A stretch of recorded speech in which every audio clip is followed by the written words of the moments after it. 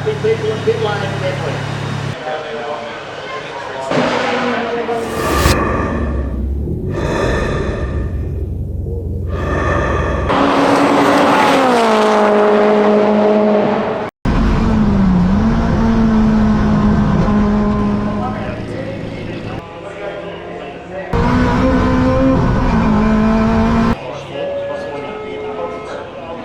And it's got to make it all stick right now. Got to be perfect on the exit.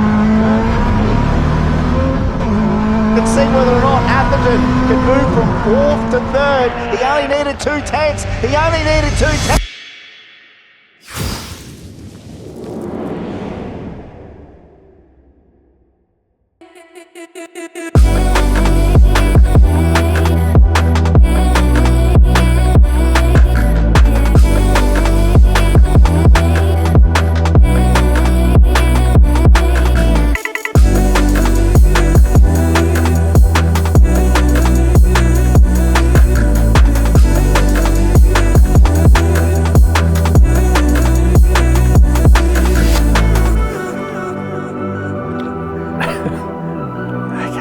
Alright, we'll start off with the beginning. What's your name and what is your role at PROSTEED Racing? My name is Mitch Brooks and I am the owner of PROSTEED Racing. How did your connection with PROSTEED Racing begin? I've always had a passion and connection with motorsport and cars, and about 3 years ago, actually 4 years ago, about 4 years ago I sold my previous business and was looking for my next adventure and came across PROSTEED, and it was a good fit at the time, and 3 years later here we are. Where did your passions for cars begin? From a very young age I've always been around cars. My dad, growing up as a kid, tinkering away in the garage, and then at the track, motorsport with go-karts with Shaun when we were young kids, and when he got into Formula Vs and open wheeler, I've always been around it and with cars. And then I became a motor mechanic in my early years when I left school as well, and it's just always been a part of me and a passion I've enjoyed. Why did you choose the BRZ as the build platform for this project? It's always been a really good first-gen platform. Was great. I have a few friends, and one of my best mates actually had a supercharged BRZ when I lived with him. When I returned back home from Australia after travelling for years, working overseas, he got one of the first in Australia, and it's always been an interest and a great platform. When they released the second gen, it was definitely something I wanted to see how far we could take it and what we could do with it. For value for money, you can't beat it. With minimal outlay, you can get onto the track and be pretty competitive with some pretty expensive cars out there. Can you provide a quick rundown of the major differences between the original Pit Pony and the PROSTEED? The original Pit Pony was at a point where we decided to keep it was a registered car and keep it street legal. It was at a point where we were going to go to take a perfectly good street legal car to not being. So we started looking around and came across the PROSTEED, which is behind us, as a write-off we found on Facebook Marketplace, and it was a great opportunity about a year ago to see how far we could develop the car, and as a newer platform to take it to a level that would not be street registerable and see how fast we could get it to go around a track. Talking about the man behind the wheel, why did you choose Shaun to be the PROSTEED driver? Why I chose Shawnee, I mean, I've known Shawnee for longer than I want to disclose because it'll say how old I am, but we went to school together at a very young age, and from that I've been around him in motorsport and seen he is definitely more talented behind the wheel than me. I think I can drive, and then he gets in a go-kart and puts seconds on me. So I'm confident in his ability. I know how long he's been in motorsport and how well he can handle a car. And yeah, having that trust in someone I think is invaluable in motorsport. You know, you invest a lot of time and money into it. So having someone that you trust behind that wheel is definitely, it's a big ease on me, I guess. I don't have to worry. I know I can trust him. Were you ever in doubt for making it to World Time Attack Challenge? Strangely enough, yes. We started the process a year out. started working with Nitto to develop the rods, and we found the car and had to get it ready, bodywork and panels, and you think you've got enough time, but essentially you never do. Came down to the wire and got very close. We're lucky enough to work very closely with a lot of key brands involved in the build that were hugely helpful and instrumental to get us there on time. Not to mention the help of Paul from Pulse doing some long days to get it there. And it turned out we made it, but barely. There's definitely a lot more development within the car, working closer with the brands to get more out of the car as well. The future looks bright. I'm glad we made the event for the first year, and let's see what we can do next year. Plans for the future of the build? Looking to remain in the tuner class category, or do you now set your sights on club sprint category? I think for us, or for me, tuner class is a great category. It's that kind of entry level. It appeals more, I think, relates better to our customer base as well. You can drive the car to the track. I mean, Terence was meant to drive his home after the event, minus a bit of a snafu for him. But that's essentially the core roots of it, and I love that about this category. So for us, staying in tuner class and pushing forward. On that note, how did the collaboration with Pulse Racing come from? Paul's been a customer of ProSteed Racing for many years, and he's known in the industry as one of the lead tuners. The FA platform is something he specialises in, so it was a great opportunity. We really wanted to develop it and push the limits and see what we could get out of this platform, and Pulse was just a natural progression. He works with us, we wanted to work closer with him, and yeah, together see where we can take that platform.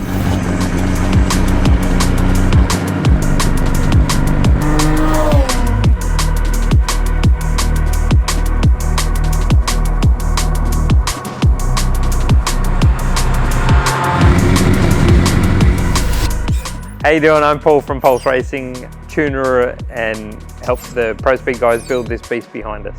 Could you tell us more about Pulse Racing? I moved back from the US in 2006 and opened Pulse Racing, and we've been going gangbusters ever since. Building mainly just Subarus and Mitsubishis. Time Attack stuff, I'm a huge fan of Time Attack. We've been, as far as a workshop wise, Time Attack is the bomb. We've done other series of racing where, you know, rally where you've got restrictors and all these kind of things that essentially stop the fun. Time Attack in itself is just the ultimate in basically run what you brung, stuff all the horsepower in it. And for me, the tuner class has actually gone back to what Time Attack's roots were, where you can basically stuff all the horsepower in, but you're limited in these tyres, so the car moves around a lot, and it's essentially try and get as much horsepower as you can through this sort of spec tyre. Even to like the spectators, the car, you know, the car's moving around everywhere, and it's a really good thing to see. So, huge fan of Time Attack. We started Time Attack, funnily enough, the first event here in Australia was the Superlat Battle at Oran Park in 2008. Oddly enough, we are actually on the podium. We top 5'd in that first event. And then obviously I've been a huge fan of it ever since. End up winning open class in 2010 and have campaigned all sorts of different cars. What were your initial thoughts on the BRZ and the FA24 platform? To be honest, a huge fan. The BRZ platform itself, and we started with them in 2012, is such an amazing car except for lack of torque. So the second this model come out, we purchased one as a development mule, and I was blown away by how good the car was, even NA, which the previous model, handling wise and everything, was a great car. As far as power wise, it was a terrible car, which this platform itself is the complete opposite. It's a really, really nice car. You can be in the wrong gear out of the corner and it'll do what it's got to do and drive out of the corner. That being said, throw a turbo on there and it goes up another level altogether.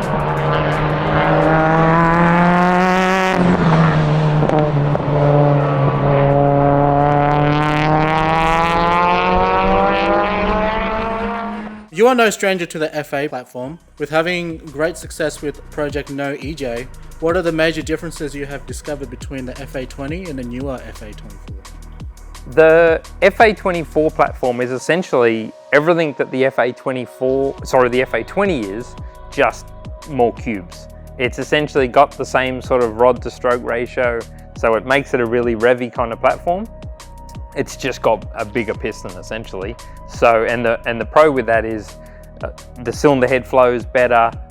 It's just a nicer base. If you can essentially start off with a higher horsepower NA car, and then you turbo it, you're just starting off at a sort of higher level to start with. As far as strength-wise, the engines are actually uber strong. They're designed so well. Having built EJs for years, and you look at the block and you just go, that's all that supports the block. Then you look at an FA, and there's so much strength built into the design of it, and actually the way it goes together, that it's madness that we went so far with the EJ. This platform is just the beginning. There's so much strength left in it. Given the uncharted territory of the Forge FA24 builds, can you describe some of the challenges faced building the PROSTEED BRZ? How long you got?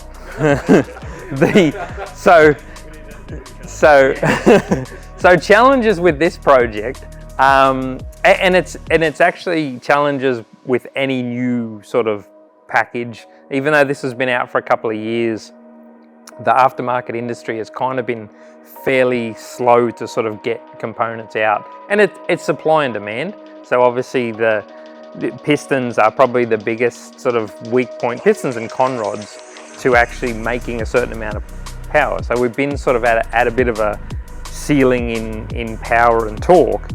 So this sort of project, and obviously we knew what we were going to be in for and what we needed to do in this tuner class. So the standard engine just wasn't going to cut it. Pistons wise is obviously one of the big strong points, and con rods.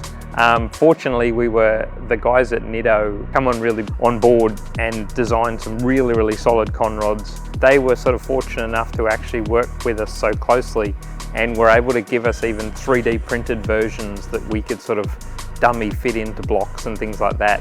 And then obviously work through a whole stack of design changes down to even bearing type and things like that. So we're actually using EJ bearings in the design of it.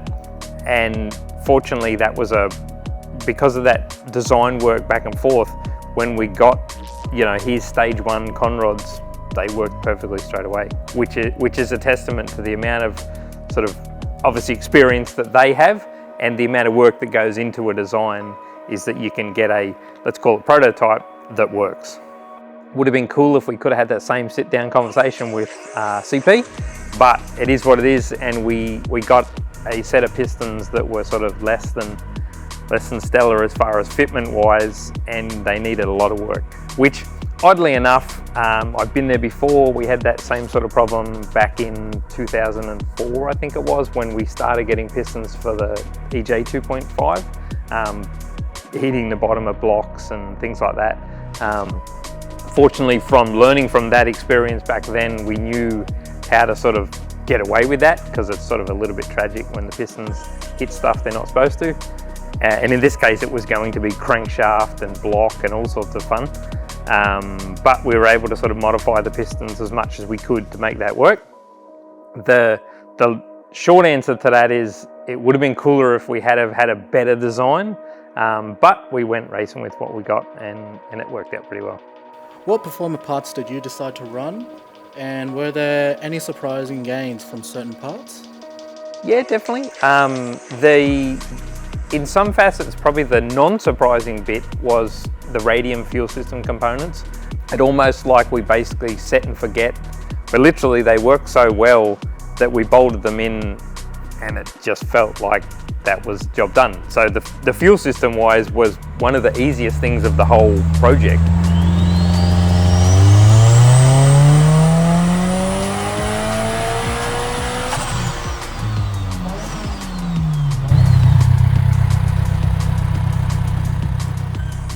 The other intriguing, let's call it a problem, that we stumbled across was the whole combination from the engine and the turbo and everything else worked out so efficiently that we actually had more bottom end than we were expecting. We were hoping to actually drive it into like a mid and top end kind of combo. The TurboSmart 62mm turbo was actually so efficient that it was coming on so early to the point where we had to do a lot of work with boost per gear and things like that to actually sort of tone the torque down in the lower gears.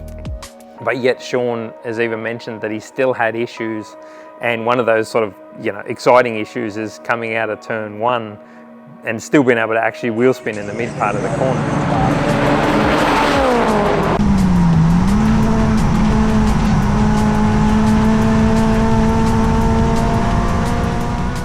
So the fix for that, or the upgrade for that, is we're then moving to TurboSmart's 66mm turbo, which will actually rob a little bit of that bottom end, but actually will give us more top end, which make it a little bit more tractable and things like that. And as a bonus, we can make more grunt, which this combo, I believe we've got plenty of grunt left in it. We can make lots more. So that turbo will be really nice to get that on, and obviously with the TurboSmart external gate on there, boost control will be. Given your history with World Time Attack Challenge, how did you rate the ProSteed team? Was their first time competing at the event? It's an interesting question, and I actually called Mitch on the Monday and said I was so honoured to be part of the team. It was such a fun event, and normally at these sort of events, if you have a little bit of chaos, I was super impressed that the whole team rallied around getting everything, and from even the guys on the stand, nothing was too much of a problem. We need these parts, let's get them happening, let's do this, and everybody basically was on the same mission, and it was awesome. It was such a fun thing to be a part of. And probably the constant supply of snacks didn't hurt either. But as far as like team-wise, it was such an enjoyable event that, yeah, it wasn't chaos at all. Kind of thing. It was actually fun. Knowing the car and everything that has gone into it, do you believe there is in fact more in it? Most definitely. I think we've hardly even touched the surface. We're basically, as far as engine combo, turbo and everything else, we're kind of just idling along.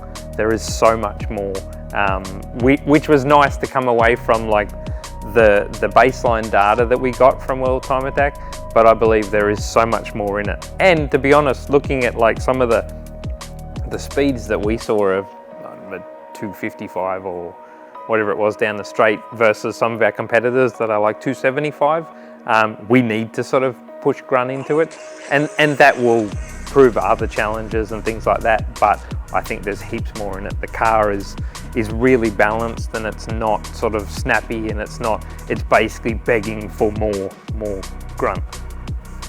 Do you think the FA24 has what it takes to push the power needed to chase down something like a 135 at Eastern Creek? I think it definitely does.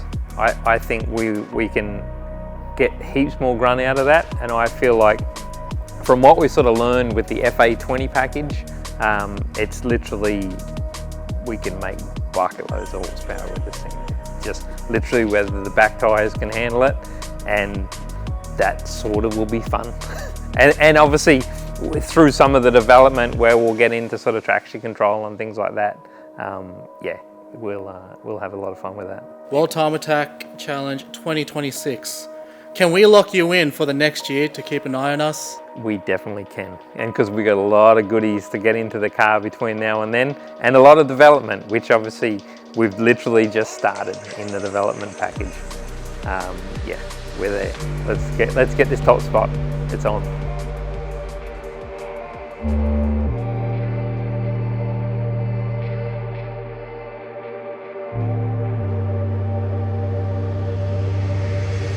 I'm Shaun from ProSteed Racing. The last 3 years I've worked at ProSteed Racing, and I've been lucky enough to drive the ProSteed BRZ.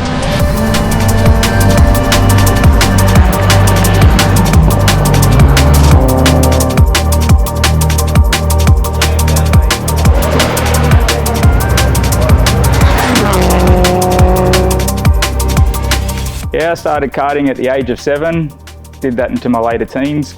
Then got into open formula stuff for a little while and been doing karting since, and now I'm involved in the ProSteed platform. What are your thoughts on the BRZ platform from behind the wheel? I think a lot of people underrate the platform. In NA form, the cars are an extremely fun car to drive. You whack a turbo on them, some suspension as we have done with the ASTs on our car, brakes on them, and they are extremely fun car to drive. I know a lot of people that do turbos on them say the exact same thing. How do you prepare for an event like World Time Attack Challenge? Just try to stay sharp by doing as much karting as I can. Keeps me focused and sharp with my reflexes. Also do a bit of sim stuff at work. That keeps me pretty focused as well with the track that we're doing. Also before the event, I like to get in the car early, focus on my lap that I'm going to do and run it through my head as much as possible. I sort of shut down from everyone and focus on what I've got in hand and go out there and try and do it. Just in terms of car setup, what did you have to change for the event? Out of the box, the car was pretty decent from Pulse Racing. We sort of chased a little bit of exit understeer, so we dropped the front of the car, which definitely helped with the exit understeer.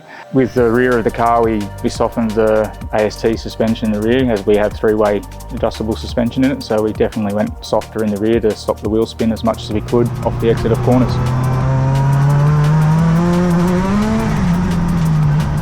How did you find World Time Attack Challenge? Is there extra nerves given the scale of the event?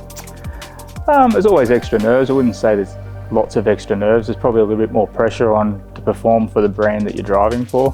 In pro speed racing, you don't want to let anyone down in the team. It's a team sport as much as you're the driver, and you're a small part of that element, and you don't want to let everyone down. What was the vibe like with other drivers? Was it all love? The morale in the pits was fantastic with all the drivers. Everyone got along great. There was lots of laughs throughout the weekend. Even when people weren't having the best time, they'd come in and we'd still all have a laugh. Even to the point me and Terence Lamb were fighting for third position. We literally were sitting down 5 minutes before it, talking about our lap to each other and joking how we're going to try and beat each other. So yeah, there was good vibes at World Time Attack, and I think that's what World Time Attack's about as well. What are your personal goals with the car going forward? I'd like some more seat time in the car. I think once we develop the car more with Pulse Racing and Pro Speed, the car's definitely capable of a pretty quick lap time. And hopefully we can actually showcase that and produce that at next year's World Time Attack and give it a real shake. I think the car will actually surprise people in the actual lap time the car will produce. No pressure, and I'm pretty sure it's improved performance.